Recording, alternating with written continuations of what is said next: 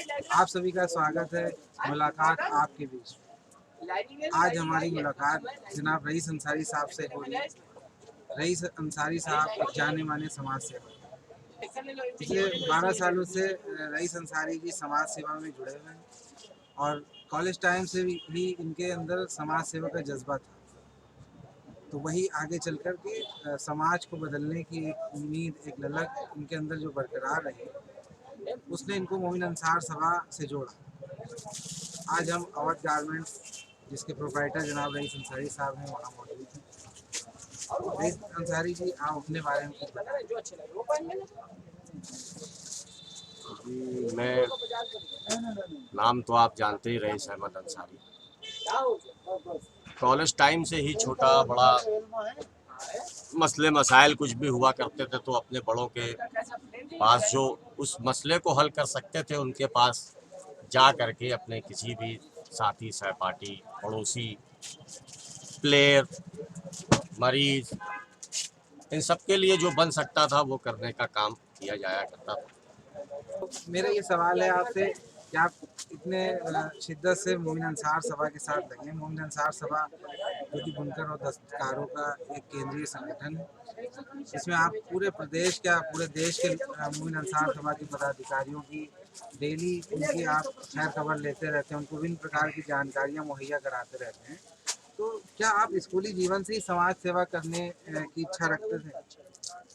जी हाँ, बिल्कुल। मैं अपने जीवन में स्कूलिंग टाइम से ही इस बात का शौक था, एक टीम बनाने का। और चाहे वो कबड्डी की टीम रही हो, आगे बढ़े तो क्रिकेट की टीम रही, उसमें लोगों को जोड़े रखना एक बड़ा संघर्ष होता है। और अल्हम्दुलिल्लाह इस समय एक महारत रही और लोगों को जोड़ करके रखा। उसमें ही जब लोगों की कोई भी छोटी बड़ी समस्याओं का समाधान करने के लिए भी हमेशा उनके शाना बशाना रहना पड़ता था। मैं आगे बढ़ते हुए मोमिन अंसार सभा का जब गठन हुआ 8 अगस्त 2011, तो वो उस टाइम से, वो पहले दिन से ही मोमिन अंसार सभा के साथ, और कमोबेश सभी मीटिंग्स को अटेंड किया। राष्ट्रीय अध्यक्ष जी के साथ लगभग 1 सवा लाख किलोमीटर का सफ़र पूरे उत्तर प्रदेश के साथ और भी दूसरे राज्यों का सफ़र किया। मोमिन अंसार सभा में जुड़ना कैसे? मोमिन अंसार सभा में जुड़ना ऐसे हुआ कि वैसे तो मेरे नाम में रईस अहमद ही लिखा हुआ है। एक हमारे बड़े पुराने स्कूलिंग टाइम के दोस्त थे, वो जानते थे कि मैं अंसारी हूँ। उन्होंने आकर के कहा कि भाई अंसारी साहब क्या हाल चाल है। तो हमारे साथ एक हमारे बड़े दोस्त जैसे श्री राम शर्मा जी थे, उन्होंने कहा कि अरे रईस भाई, आप अंसारी हैं? मैंने कहा जी हाँ, अंसारी हैं। तो कहने लगे कि ये अकरम अंसारी जो है वो एक संगठन बना रहे हैं, मोमिन अंसार सभा, आप उससे जुड़िए। तो इसमें श्री राम शर्मा जी की बड़ी भूमिका रही और जिन्होंने मुझे उस संगठन से जोड़ा और उस संगठन से आज तक जुड़ा। हमारे श्रोता ये जानना चाहते हैं कि मोमिन अंसार सभा का वर्तमान विस्तार क्या है? देखिए, मोमिन अंसार सभा अपने इस 2011 से अब तक के सफ़र में बहुत से छोटे बड़े काम किए हैं। पूरे उत्तर प्रदेश के साथ साथ दूसरे राज्यों में पंजाब, बिहार, मध्य प्रदेश, राजस्थान, उत्तराखंड, वेस्ट बंगाल, दिल्ली, झारखंड, इस तरीके से बहुत से राज्यों में अपने संगठन को संगठित रखा है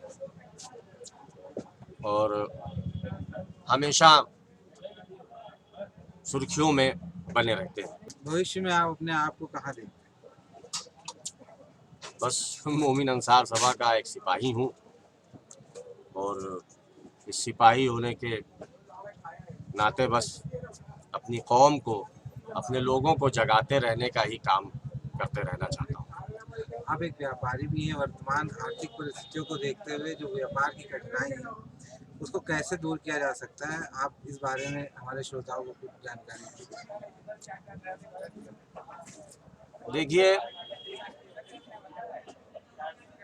इसकी समस्या का समाधान सरकार बाखूबी कर सकती है।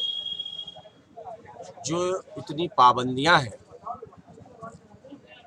और जो जाटिलता है उसको जितना आसान कर दिया जाएगा, सेल टैक्स के मामले, इनकम टैक्स के मामले, उतना ही जो है ये सारी चीज़ें आसान हो जाएंगी। आप मोमिन अंसार सभा के आँख नाक कान भी कहे जाते हैं, क्यों? ये ज़र्रा नवाजी है उन लोगों की जो ऐसा समझते हैं। मैं उन सबका शुक्रिया अदा करता हूं कि जो ऐसा समझते हैं। बस ये है कि जो भी खबर हमारे मोमिन अंसार सभा की उत्तर प्रदेश के साथ पूरे इंडिया में कहीं पर मोमिन अंसार सभा की कोई भी खबर होती हो, जितने भी व्हाट्सएप ग्रुप है, फेसबुक है, जितने भी हमारे ग्रुप्स हैं, उन सब तक का पहुंचाने का काम करता हूं। और अगर किसी की भी कोई समस्या रहती है तो उससे जो है फ़ोन पे बात करता हूं। इस वजह से वो सब लोग हमको भी मोहब्बत देते हैं और कुछ पूछना होता तो हमको ही फ़ोन करते हैं, शायद ऐसा इसलिए वो सब हमारे लोग कहते हों। कोई अगर आपसे मुलाकात करना चाहे लखनऊ में तो किस तरह से मुलाकात कर सकता है? अरे बड़ा आसान है साहब, मैं तो जो हूँ राष्ट्रीय अध्यक्ष और राष्ट्रीय कार्यालय के काफ़ी करीब हूँ और अगर मेरे पास किसी का फ़ोन आता है तो मैं फ़ौरन वहाँ पहुँच जाता हूँ। देखिए हमारी व्यापार है यायागंज में, यहाँ पर भी मुलाकात हो जाती है। कोविड को देखते हुए स्कूल कई सालों से बंद चल रहे हैं, अब स्कूल को पूरी तरीके से खोलने का इरादा हो रहा है, तो आपको क्या लगता है कि उन्होंने कल स्कूलों में जो कमी हो गई है क्या उसको भरा जा सकता है? देखिए ये 2 साल तो बड़े ही ख़राब गए हैं और इसको बड़ी मेहनत करने की ज़रूरत होगी क्योंकि हमारे बच्चों का भविष्य बड़े कोविड की वजह से बड़े ही जो है तो ख़राब हुआ है। इस पे बड़ी मेहनत करके इसको जो है फिर से सही किया जा सकता है और स्कूल जितनी जल्दी ही सारे खोल दिए जाएं उतना ही बेहतर हो। बहुत बहुत शुक्रिया। बहुत बहुत शुक्रिया।